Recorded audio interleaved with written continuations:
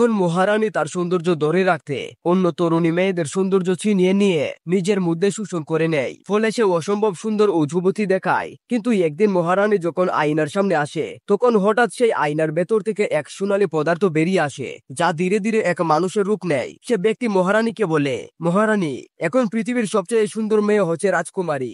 এ কথা শুনে মহারানীর ভীষণ রাগ হয় এবং সঙ্গে সঙ্গে সে রাজকুমারীকে শেষ করে দিতে সেনাপতিকে পাঠায়। সেনাপতি যখন রাজকুমারীকে মারতে যায়, তখন রাজকুমারী তাকে ধাক্কা দিয়ে পালিয়ে যায়। এই খবর পেয়ে মহারানী আরো বেশি রেগে যায়। এবার সে রাজকুমারীকে ধরার জন্য এক সাহসী সৈন্যর কাছে যায়, কিন্তু সেই সৈন্য রাজকুমারীকে ধরতে অস্বীকার করে। তখন মহারানী তাকে প্রলোভন দেখিয়ে বলে, রাজকুমারীকে ধরিয়ে দিলে আমি তোমার মৃত স্ত্রীকে জীবিত করে দেব।